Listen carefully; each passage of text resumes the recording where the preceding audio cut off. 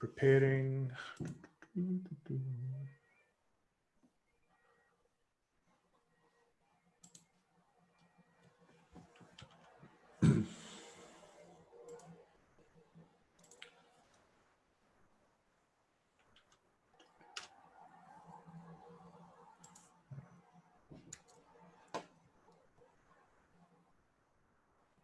I will post the link into the chat.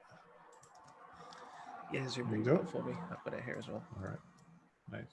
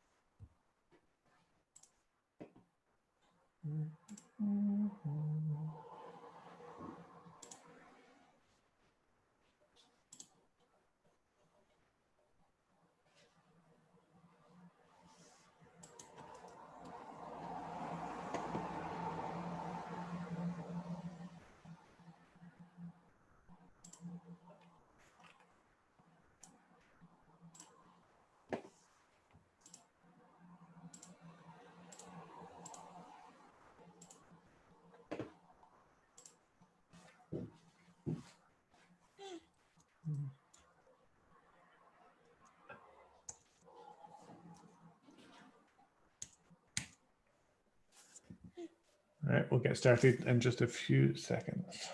Sure.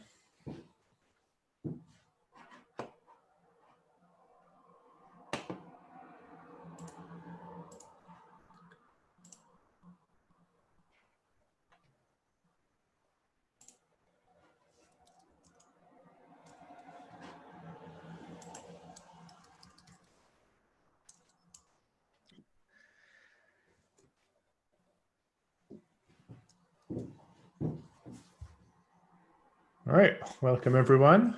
Thank you for joining us today. Today I have the pleasure of being joined by Matt. Say hello, Matt. Hello. And we're going to use today as a stream to take a look at Matt's pretty cool setup that he's got configured with Home Assistant to provide loads of cool home automation.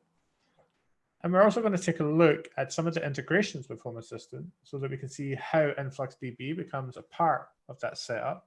And we'll try to kind of discuss, using my experience along with Matt's, to see what else we could do with InfluxDB to help improve that home automation as well. So I think without any further ado, what we'll do is we will hand over to Matt. We'll take a look at what he's got running. I will try and probe him with some questions. If you have any of your own, please feel free to drop them into our chat box, which I will be monitoring, and we will take it from there. So over to you, Matt. Right, let's get Home Assistant up on that one there. So I kind of started with Home Assistant when I realized like I had a lot of home sort of smart devices, as you would call them. I had some Philips Hue lights. I had some sensors from various other companies. I had some basic RF radio frequency switches, which had timers built in for my reptiles. We have 2 reptiles downstairs and 1 in my office who need light at different times of day. They have different lamps and different heating and temperature and humidity requirements. So I had a lot of non-connected devices for monitoring and measuring that sort of thing. And we were having some trouble keeping one of our reptiles at a correct humidity level. So the problem with that was that they needed to be at a certain humidity level. We were having trouble keeping the tank between the right range. It would get too low during the day. You have to mist them and spray them with water to keep it at the right level. So we bought a device that's just a very basic timer device. A tank of water sits on the side of its tank and sprays water in every few hours for us just to keep the humidity level up. And I was like, that's interesting. But there's no way for me to monitor that. Being a developer, I like everything to be, you know, centralized and want to grab everything as in one place if possible. So I started looking at what was available for me for actually collecting that sort of data. And Home Assistant popped up because I had some cameras as well. And I realized that actually I was looking at one app for my lights, one for my cameras. I couldn't control switches with another because they didn't have an app for them. They were just very basic devices. So I looked at Home Assistant as a way to get all of these separate ecosystems talking to each other, because typically they don't do that. Ecosystems are built by different companies. They might use similar protocols, but they each have their own gateway, their own implementation. They don't typically like working together unless the company decides that that's the thing they want to do. So you're kind of at their mercy if you want to get them talking to each other.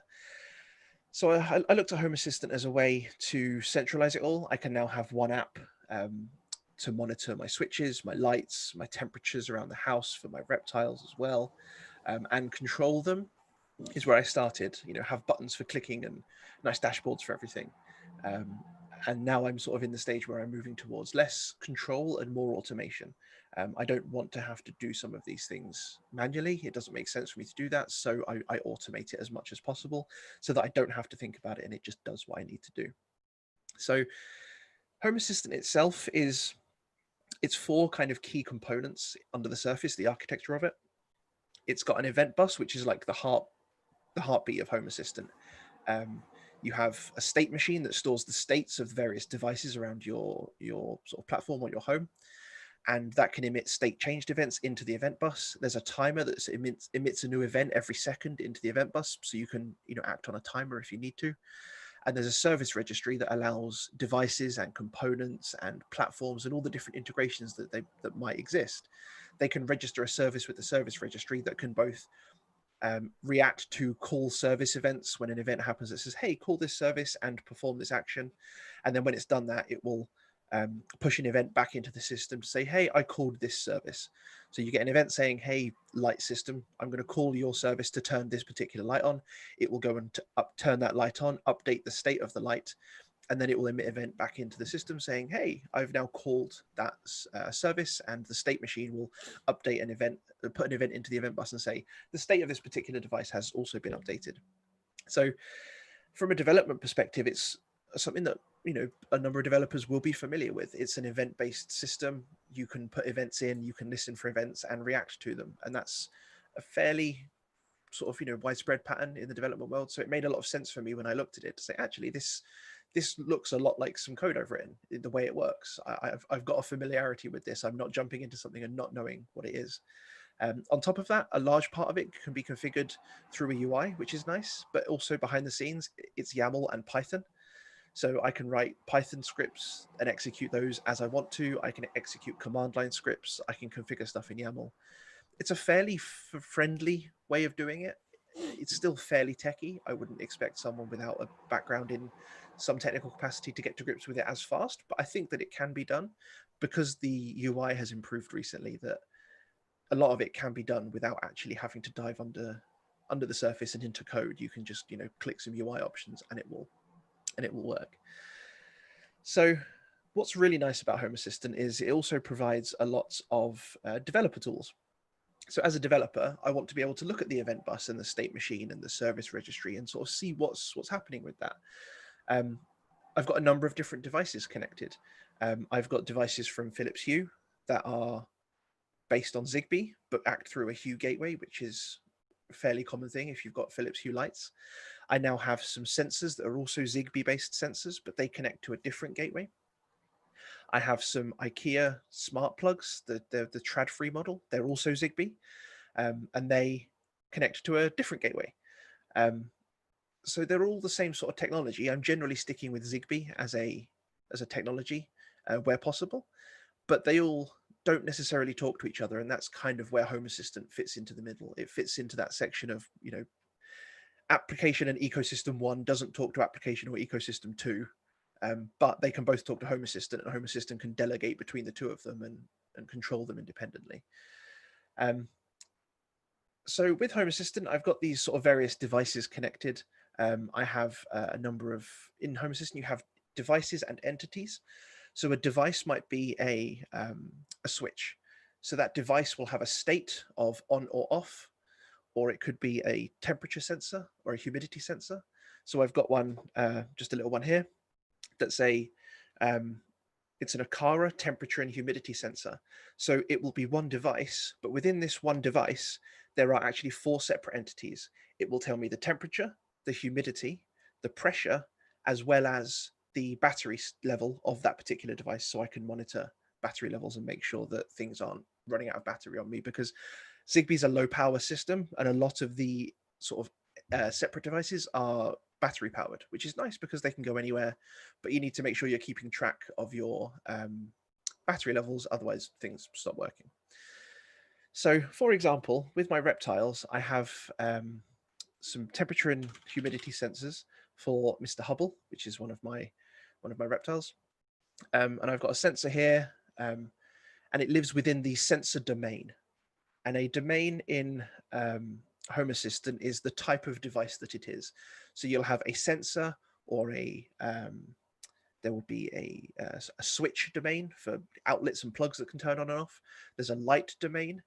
If you've got a binary sensor, such as a motion detector, where it's either motion detected or not, it's a binary state, 1 or 0, that will be a binary sensor. And there's a whole range of different domains that can exist with Home Assistant. They're all referred to as the Internet of Things domains. So it's kind of, there's dozens and dozens of them. So here's a sensor that is Mr. Hubble. I can look at the historical data for it, so I can see that his temperature currently is 25.2 degrees C, which is about what I'd want during the day. That's nice to know. I can see the pattern of how it drops overnight. So at night it gets down to around the 22 range, which is, you know, about right as well. It's sort of what I want. And then it starts climbing back up in the morning when the lights turn back on. And those lights are controlled through what's known in Home Assistant as an automation. An automation is effectively a trigger and an action with some optional conditions. So you can say the trigger is when this thing happens, and that could be when the state changes to a certain value. It could be when an event is fired into the event bus. It could be when a time is reached, you know, at a certain point of day, trigger this action. A condition will sort of give you additional things to say, you know what, I want you to turn, for example, my landing light is on a motion sensor.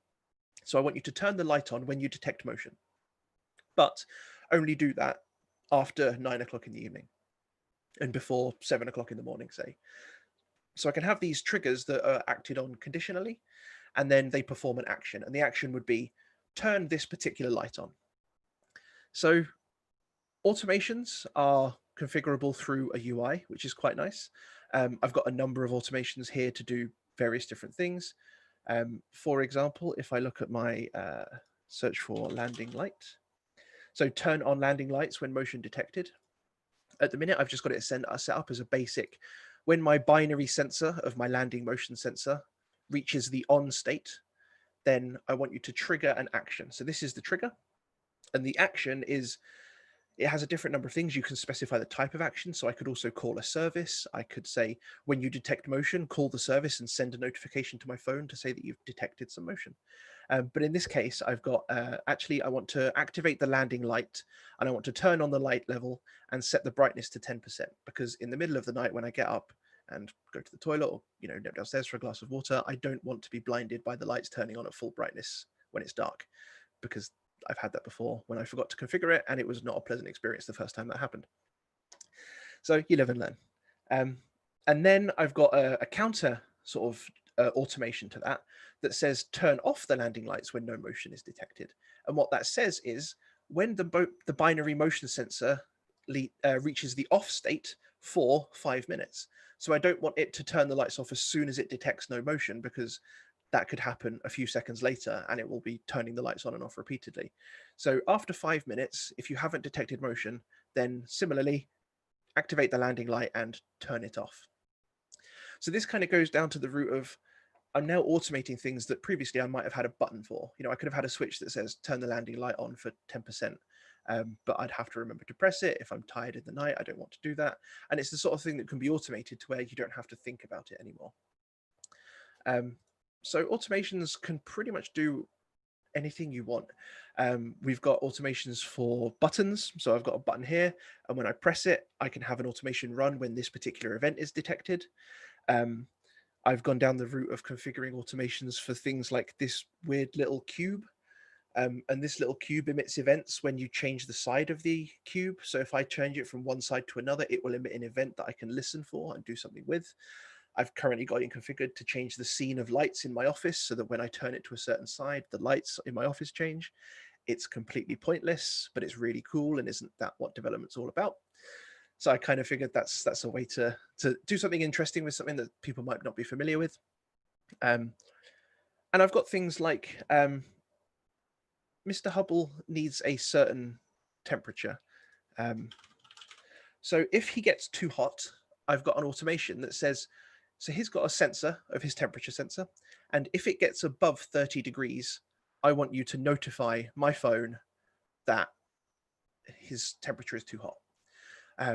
I might also then set it up eventually. It hasn't reached 30 degrees, but I might set it up to turn off his heating lamp if it reaches 30 degrees because it's clearly too hot and it doesn't need to be.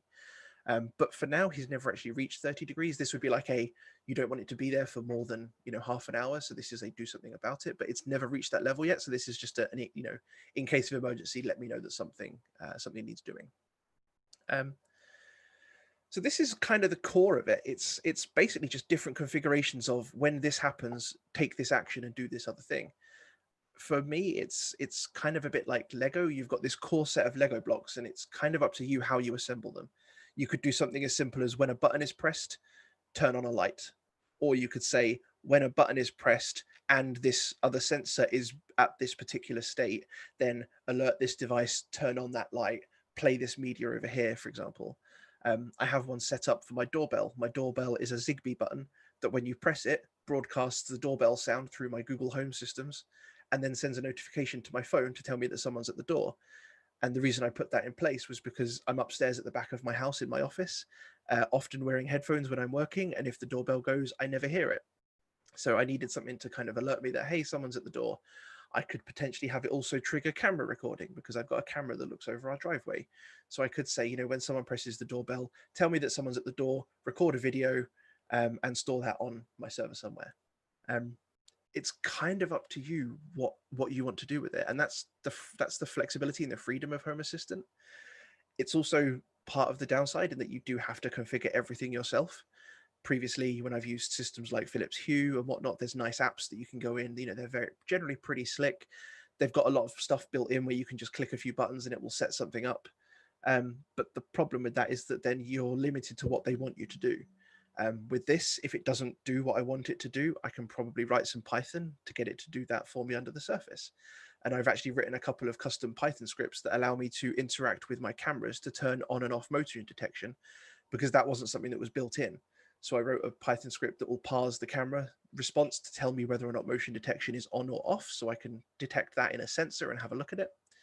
And then I've also got a very basic script that just talks to the camera URL to update the motion detection settings to turn motion detection on. So it's kind of flexible, and that's what I like about it. So as a sort of an example, we've got this event bus, and that's kind of the core of Home Assistant. The Home Assistant developer documentation has got a lot of diagrams and things around the architecture, which is pretty good because they like describing it. It's an open source platform built by developers. They're very good in diving into the documentation on how to configure things, and even the YAML configuration for a lot of the actual integrations and things. It will give you all the parameters and then give you some examples of how you can use it, which I always appreciate, because examples are kind of how I like learning. I like seeing what's the code I need to put in place to get this to work. It might not be perfect, but I can adjust it, rather than just saying, here's all the configuration keys, go and work it out for yourself, like some documentation does. So when I'm looking at my my configuration file, it's mostly just YAML. You can include separate files, so I can group lights together in this groups file. I can configure InfluxDB integration with this database username and password, and there's a separate add-on that runs InfluxDB for me. So the add-on set up and runs InfluxDB, the database itself, and then this integration is just how Home Assistant knows how to talk to it, which is nice because it then means that I can potentially talk to different ones. And I know that you found, David, that someone had put in a commit for InfluxDB version 2 support recently. So at some point soon, hopefully that will be in place and we can talk to the InfluxDB cloud, which will be nice because that means we can get a whole bunch of new benefits that might not be supported by the add-on yet, which is something that I know isn't supported by the add-on because that's still running an older version of InfluxDB. But with all this YAML, you can, like you say, you can configure kind of what you want to do. So if I look into my groups file, for example, I have or my lights file even, I've grouped some lights together. So I've got each of my living room lights are separate lights. But if I group them together under the name of living room lights, I can now control them with Home Assistant as if they were one single entity.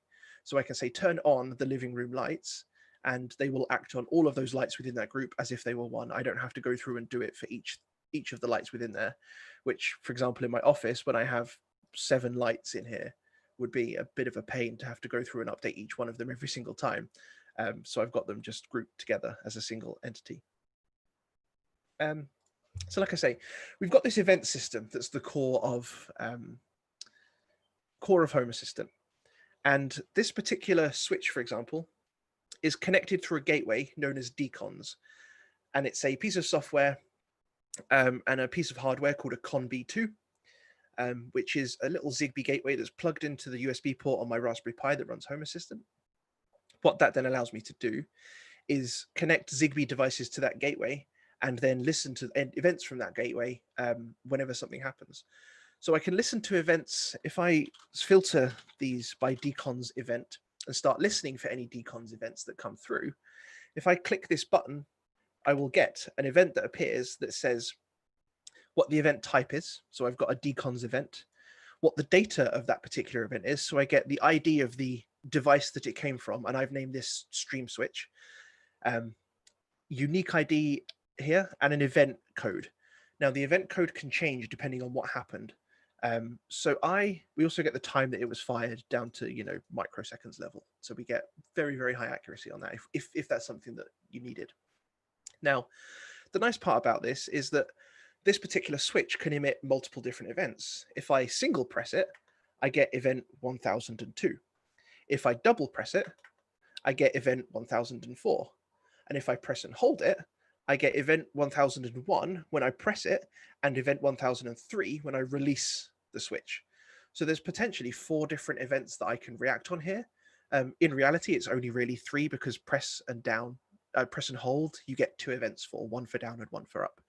But that could be used for something like when I press it and hold it down, start recording something, and when it releases, stop recording if you only want periodic measurements or periodic events happening. But what that allows me to do is I can listen for that particular event, and now I can act on it and run pretty much whatever I want. So I've got this magic little light here.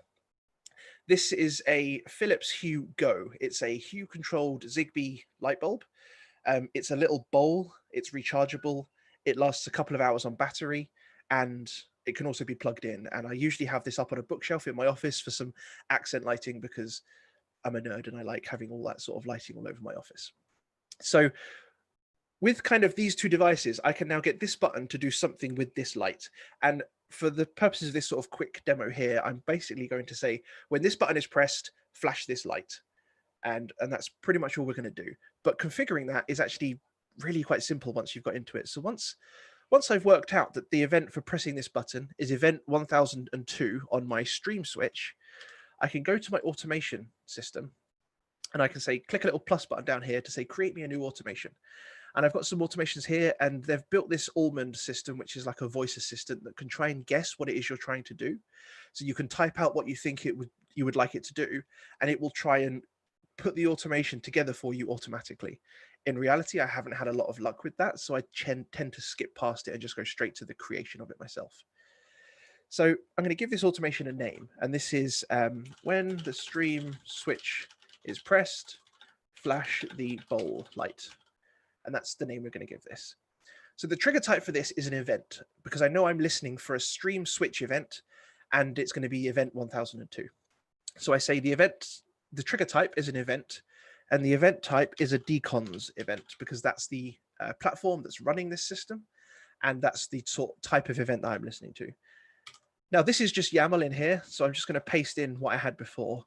But the data I'm looking for is, I'm looking for an ID of stream switch and an event of 1002. And if a Decons event comes through with this data inside it, that will trigger this particular automation. And what that allows me to then do is say, right, I'm going to do something with a device.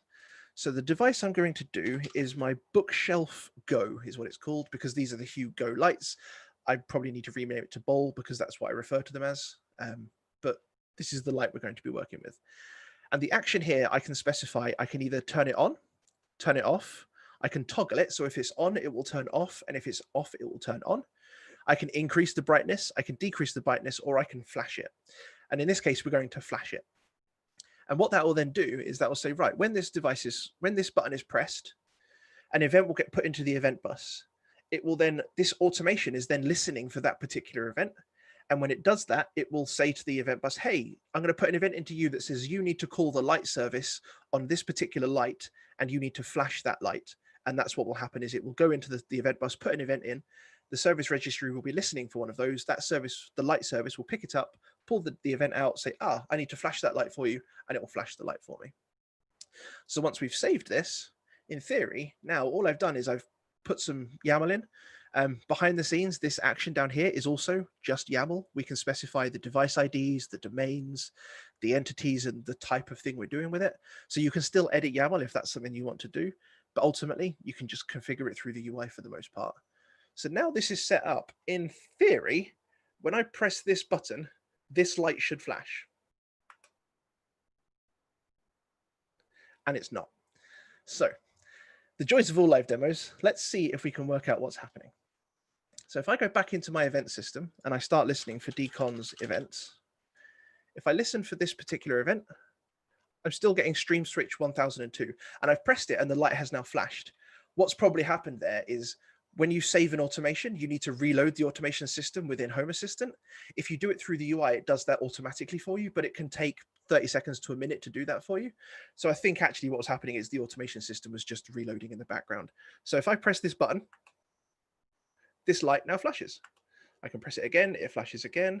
I can press it again, and it will continue flashing. So automations in Home Assistant can be as simple as, click a button and flash a light, or they can be much more complicated in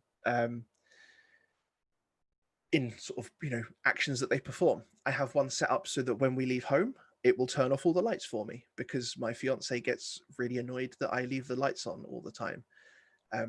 They're LED lights, so they don't use a lot of power, but, need to turn them off when we leave the house, and I'm a nightmare for leaving them on. So we've got the Home Assistant app installed on both of our phones, which has location tracking, and it can update my Home Assistant installation to say, right, Matt and his fiance have left home. And then my automation runs to say, they've both left home. Therefore, I need to go through and turn off all the lights because they don't need them anymore. So it can be as complicated as location-based tracking with conditions and turning multiple devices off, or add this button, press this button, and flash a light. That's kind of, at a basic level, what Home Assistant can do. There's a whole community of add-ons and plugins and systems that you might want to integrate with. For example, I've installed the InfluxDB add-on through an add-on store, so I can go into an add-on store, click some buttons, and a developer somewhere has set up a repository that allows it to run an InfluxDB container in the background. And I've not had to do any management of Docker on that. I can click a button through a nice UI. I can restart the service. I can stop it. I can configure it all through a nice UI without having to manage it under the surface. And that's kind of one of the things I like about this, is that I wanted a bit more control, but I have friends that run Home Assistant in, manually managed Docker setups. And I didn't quite want that level of responsibility in managing my platform. I kind of wanted to put a memory card into a Raspberry Pi, connect it to my network, and just have it work. And that's how I've installed Home Assistant. And for the most part, that's how it's working so far. And I'm quite happy with that. But if you want to get, down into it, you can run your own Docker containers. You can run, it runs in Python, so you can run the core application itself anywhere you want that can run Python for the most part. I personally just wasn't happy to do that sort of thing because I didn't want to spend the time doing it.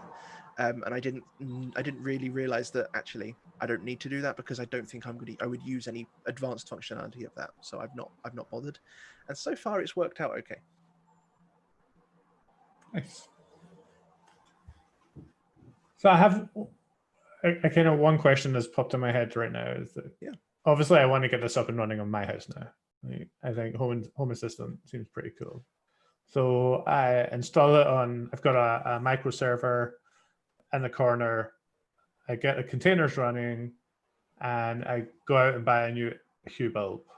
How Yep. do I add that to Home Assistant? Right. So the way devices are added, it kind of depends on what platform you're using. So if I go to my integrations, it will show me all of the different integrations I've got running for various different devices. So with Philips Hue, you could connect it to any Zigbee gateway, I believe. I think because they're Zigbee, they can work with any gateway, but you can also connect them to the Hue hub. So the way Hue works is you buy like a little home hub, and that's what you set up and connect to your network. And the app talks to the hub, and the hub deals with the Zigbee network between all of the other devices. If I add a new device to that hub, and I've previously configured Philips Hue for Home Assistant, it will automatically add it as a new bulb within Home Assistant for me. When you first set up Home Assistant, it's a really nice way it works is it sets itself up, and then the first thing it does is it says, hey, I've discovered these various different devices and integrations on your network. So mine said, hey, I can see your router, and I can give you some stats for your router for your traffic in and out if you want. I can see that you've got a Google Chromecast on your TV. I can see that you've got Philips Hue lights. And it kind of said, hey, all of these things need to be connected to me, but I've discovered they're here. Here's how to go and do it. And you click the button on Home Assistant that says, I'm going to connect you to Philips Hue. And the Philips Hue gateway says, hey, you need to press the button on me to authorize this, like you would with most other devices with Philips Hue. And what that then allows me to do is have it work by just connecting my device to the Philips Hue gateway, at which point it will automatically add entities into Home Assistant for me. So this is the option here, enable newly added entities. So when if it's disabled, entities for Philips Hue will not be added to Home Assistant. So you can set it up so that it doesn't automatically add things to Home Assistant for you, and you have to go and do that yourself. But I've set mine up to say, if I connect something to Philips Hue, I probably want it in my Home Assistant system. So anytime a device is added to Philips Hue, automatically add it to Home Assistant for me, and it will be available for me to use as soon as it updates. It could be a couple of minutes, but typically it will add it to Home Assistant within 5 minutes is typically what I've found. Usually a lot sooner. But for the most part, it's a weird thing to say, when it just works. It's a bit like magic sometimes. But the auto discovery stuff is usually quite good. It's got integrations for so many things. Like I say, I've got a Raspberry Pi running my Pi-hole ad blocking system, and I've set up an API key for that. And Home Assistant can talk to it and tell me the percentage of ads that it's blocked for me today, as well as now it having an API key. I've got a button that I can press that will disable ad blocking for me for 5 minutes. So my other half, my fiance, she does a lot of sewing and crafting and stuff, and there's been some fabric websites that she buys fabric from that have been blocked by Pi-hole because for whatever reason it believes that they are blacklisted domains, when in reality they're not. They're just a fabric website. But she's not going to necessarily know how to go into Pi-hole and configure the allow list to put that domain on and allow it through. So I've set up a button, and also Google Home Assistant can do it. Google Home can do it, where you can say, okay, Google, turn off ad blocking, and it will disable ad blocking for 5 minutes for me. So I can turn off that sort of thing as well if I were to need it. We've got things like the mobile app, so you can see I've got it on an iPad, my fiance's phone, and my phone. I've got Font Awesome integrated into Home Assistant as well, because someone built an integration for that so that I can use different icons. When I first set it up, because it was based on the reptiles, I was really annoyed to find that the default icon set for Home Assistant didn't have a reptile in it. So I was like, well, this won't do. And typical developer fashion, I went, oh, someone else has done it for me. And they've put Font Awesome in so I can have different icons for things. For example, on my dashboard here, I've got my home and my dragon and my office and my cameras. So if I click on my dragon, I can see that this is all the status of my reptiles.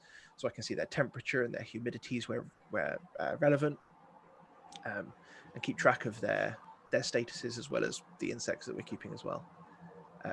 So adding devices is fairly simple if you've got like a Hue gateway. For something like this, which is a button that uses the ConB2 integration, it's slightly different because that's a third-party Zigbee gateway, and it's a bit more of work to get involved. But what you do is you install the add-on for it, and then I can go into my dcons integration. I can go into my HA ConB device. It's just my Home Assistant ConB gateway, effectively, that I've named, that's connected to my Raspberry Pi. I can put in my password, and I can say within here, I've got all my lights connected. So with IKEA Tradfree, the control outlets, the little like UK plug socket plugs that are Zigbee enabled and can turn mains powered devices on and off, they come as lights. That's what they count as. But then I've got my switches, which are my little buttons for my bedside switch and my office and my doorbell, and then my sensors as well for my temperature and humidity and my motion sensing. And if I wanted to add a new device for this or a sensor, you click this little button that says add new sensor. What type is it? So typically mine are other because I'm using the Xiaomi Akara sensors. And then it will effectively say, right, I'm now looking for new devices for 3 minutes.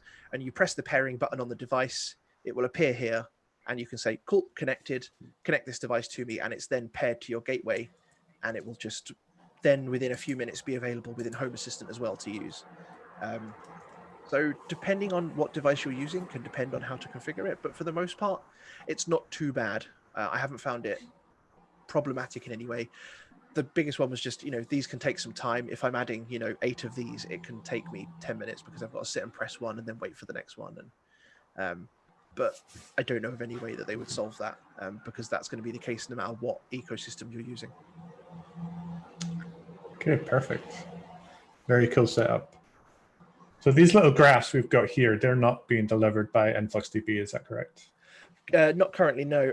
These are custom graphs. They look at the historical date, and the reason they're there is because I was looking through, for example, this sensor, and this is the raw data. This is just every new plot is a raw data, and I could get this to display, but in my shallow nature, I decided I didn't like the way this looked, and so I wanted something different. So I found there's a different card. It's a custom UI component. And what it allows me to do is specify color thresholds. So I can say that when the color is either too high or too low, sorry, the value is either too high or too low, then change the color for me, as well as telling it how many points per hour I want. So now it's doing 1 point every 2 hours. But if I specify 4, I get a much more accurate graph of up-to-date data because I can specify a lot more points per hour if I require that. So I kind of just wanted something that I could see at a glance. I had previously used Grafana and InfluxDB because all of my data is being sent into InfluxDB and Home Assistant. Every state change gets put into InfluxDB, and that's just part of the integration that Home Assistant can have with it. I was using Grafana to actually display the graphs as well. But that's a limitation with Grafana is that within Home Assistant, it has to be, if I want a card like this that just displays it at a glance, it had to be embedded via an iframe. And that then meant that it was a locally referenced iframe. And when I tried to access it remotely, it wouldn't load because it couldn't resolve the Home Assistant.local domain name. And I had some issues that I sort of said, you know what? I don't think that's going to quite work for me just yet. So I will leave it be. But I am still running InfluxDB, and it's just hoovering up all the data in my system currently. Shall we take a look at that? Sure, yeah. So within InfluxDB,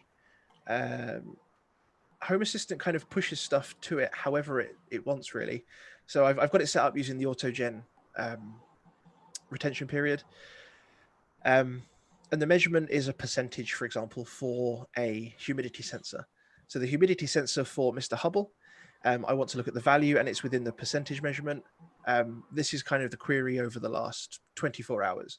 So I can kind of see that at its peak, it was about 74-ish%. And at its lowest, it's just below 60%, which for me, I can kind of look at that and go, you know what, that's about right. Mr. Hubble wants between 60 and 80% humidity. So I'm keeping that within an acceptable range. Outside of that, it's not going to do him too much damage as long as it's not dropping too low for too long. But within this range, I can see that this is an acceptable period. The thing that I'm looking at eventually doing, which is something that we've kind of discussed with the InfluxDB2 stuff, is being able to look at what the average humidity at night is versus during the day. Because when I've looked at his graphs in the past, I've noticed that at night, his humidity goes up because there's not as much light and heat reducing the humidity within the tank. So I was just sort of really curious to see, like, okay, between 8 p.m. and 7 a.m., what does the average humidity look like versus 7 a.m. to 8 p.m. during the day? Because then I could kind of look at, at night, his humidity goes up by, I don't know, it might be 10%. I honestly couldn't tell you.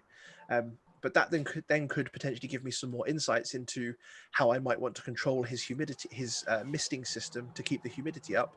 Maybe I reduce the frequency at night because that will be better.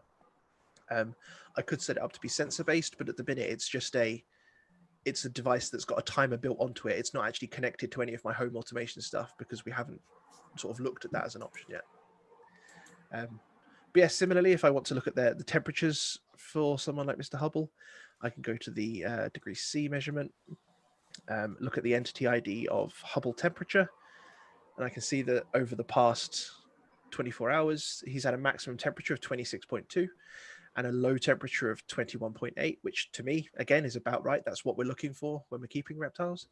So it's typically, looking at this sort of thing, I'm looking at it going, yeah, it's acceptable ranges.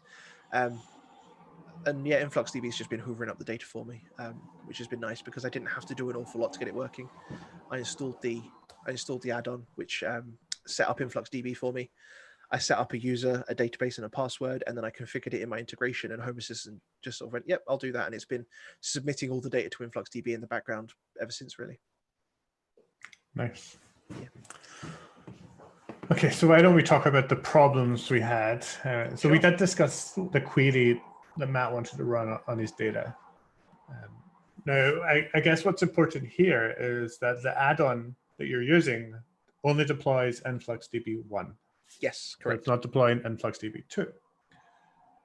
Now, it would be very difficult using InfluxQL, which is the query language for InfluxDB 1, to do that kind of breaking down the values by hour and doing aggregates across that specific window. However, with our new query language of InfluxDB 2, that actually is possible. And we did try to do that through the Flux add-on for InfluxDB 1, but we did hit a couple of problems. As we can see right now, we have the Flux script bottom and center, but when we tried to run it, we were hitting a runtime error. Now, there are two reasons, I think, for this. The first one is that this is running on a 32-bit ARM v7 Raspberry Pi. And unfortunately, Flux does have some outstanding bug reports that are affected with the 32-bit build. And secondly, there is some performance improvements or challenges right now with Flux. That means that when you run things like an aggregate window or calculate a mean over a window, is all those values have to fit in memory. And on a Raspberry Pi, there's obviously limited access to memory depending on what else is being consumed by other components on the system. So my other plan after that was, well, why don't we publish this data to InfluxDB2 Cloud? InfluxDB2 Cloud actually has a very, very good free tier that I don't think this use case would go over, meaning that you could push that data to the cloud and then do all of your more sophisticated Flux-based queries there.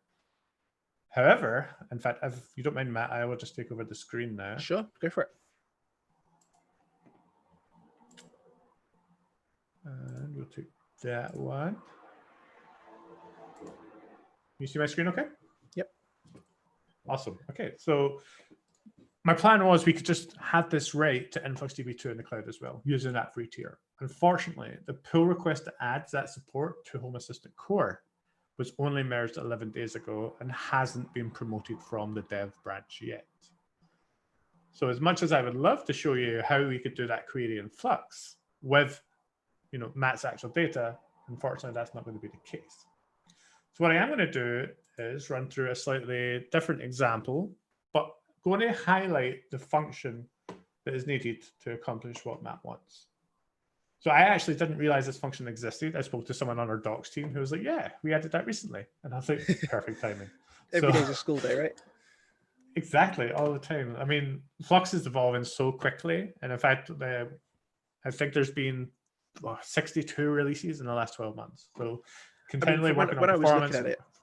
When I was looking at it, it's a really nice expressive way to declare stuff. It felt really nice when I was sort of, oh, it's just literally a step, do this, do this, do this. And it made a lot of sense. Yeah, I really like it. Yeah, it definitely champions the idea that working with data is a transformation process. And we'll take a look at that when we write our first query for sure.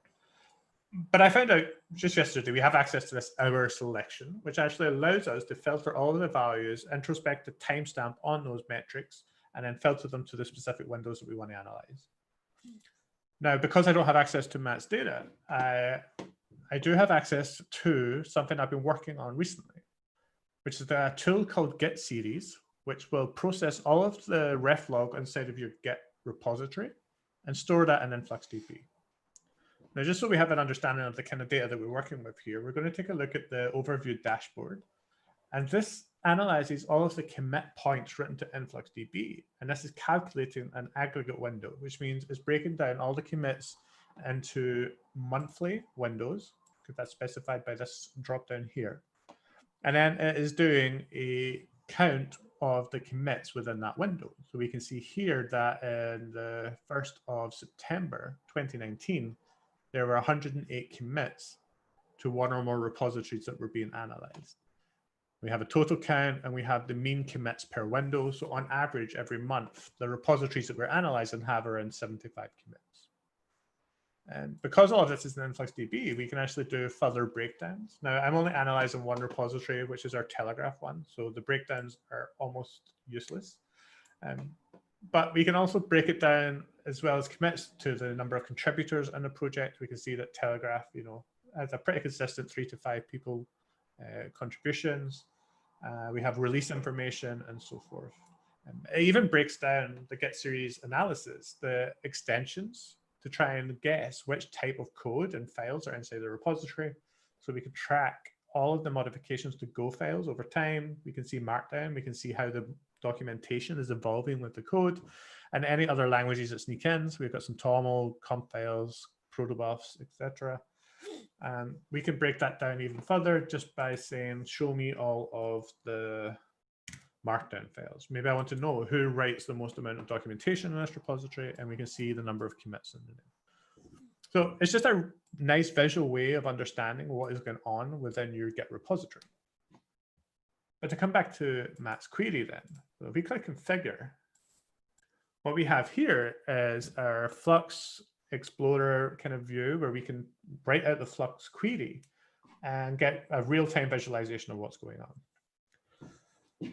So if we just comment out our aggregate window, a group, and we'll keep our filters in and we hit submit. We have something that is almost unintelligible.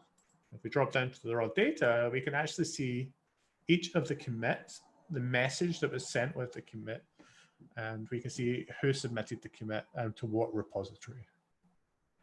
Now, what we're doing here with this Flux query is first specifying where we want to read the data from. And in InfluxDB2, all data is grouped by buckets. You can think of that as like a database or a table and your more general purpose databases.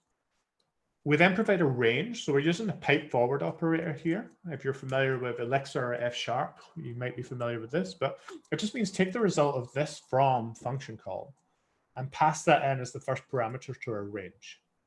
With the range, we can specify a few named parameters here. So we've got the start value and the stop value.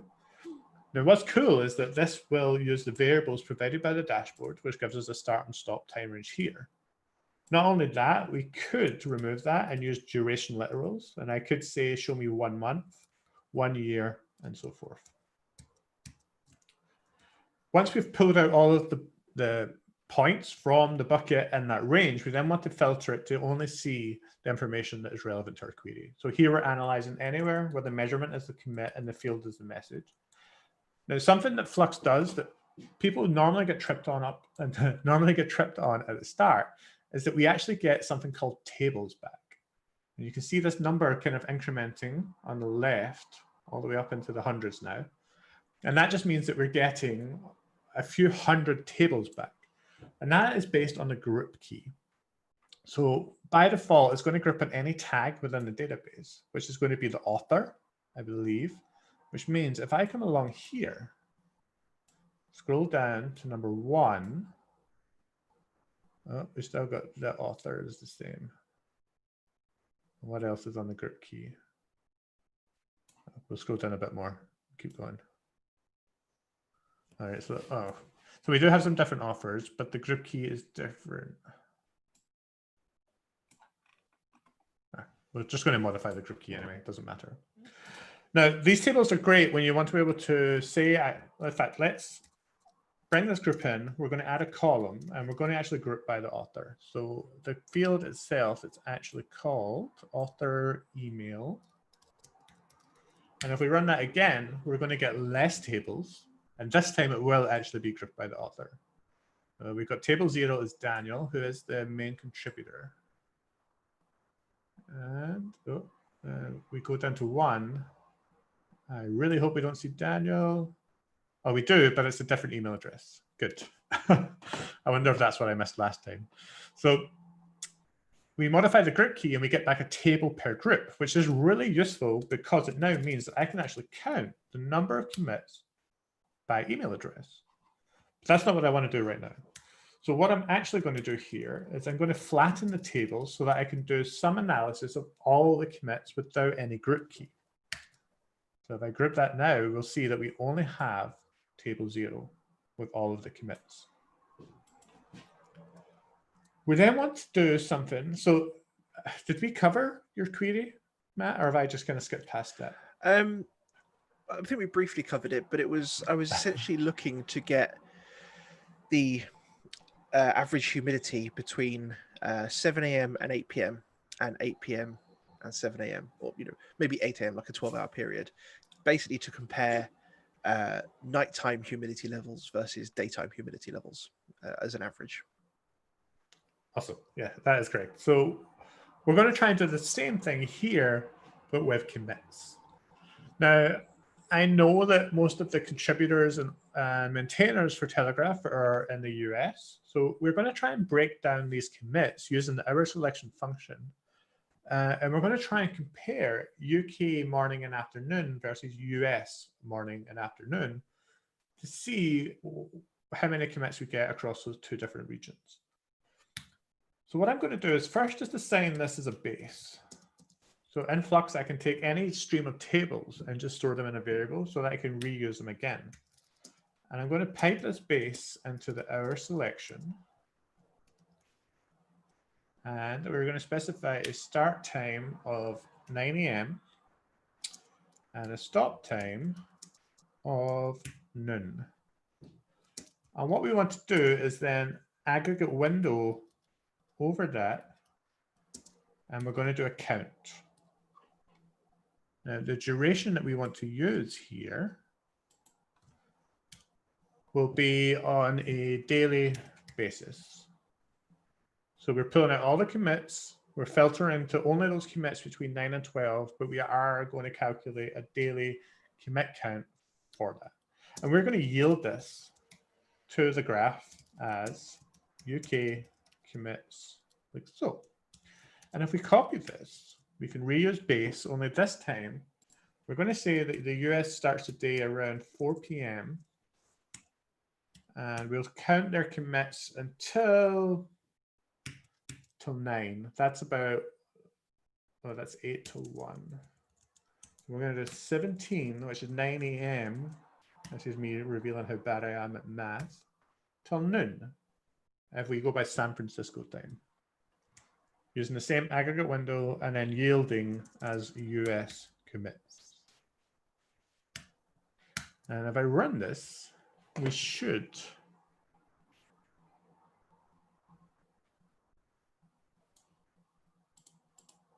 have lines. We do.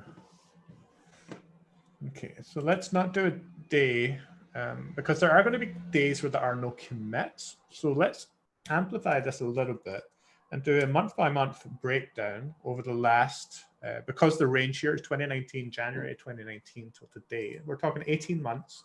So we'll break that down into monthly figures. And we get something that's just been smoothed out so it's not as jaggy. And what we see here is that the US commits are substantially higher. And that kind of goes with our hypothesis, is that most of the contributors and maintainers for the project are in the US time zone. So of course, we're going to see this purple line of the US commits being substantially higher, with some of the UK commits actually just trickling around 0 to 1 or 2.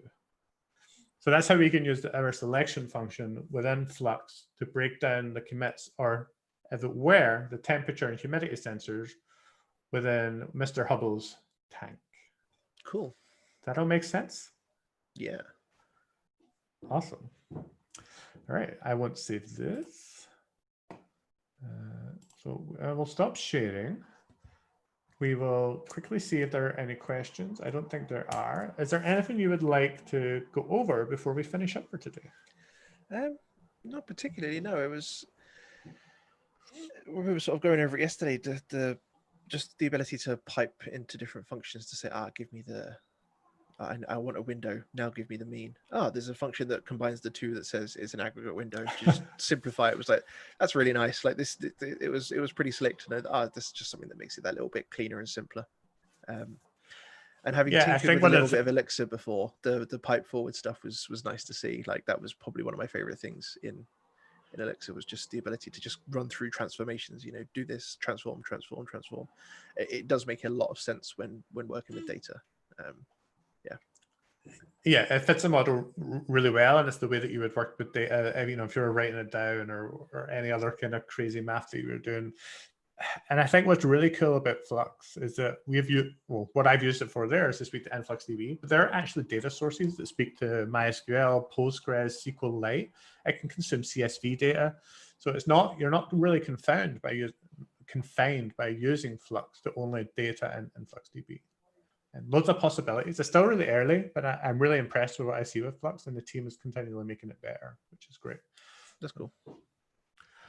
Well, you know what? That was awesome. Thank you for that introduction. I think we went a lot deeper than I was expecting, and I definitely need to get this set up and start playing with it because it just looks like so much fun. So thank you for that. Really great that you were able to share your experience. Be careful you don't go down the rabbit hole. I've gone too far now. It's I'm trying to work out what I can and can't automate, stuff that doesn't need to be automated, but I'm like, no, but I could do it. Tell you what, we'll redo this session in like 6 months, and we'll see how deep I am and how lost you've gotten in the whole thing. Let's do it. All right. Well, thank you again. It was an absolute pleasure, and I will speak to you soon. Thank you for having me. Bye, everyone. Have a nice day.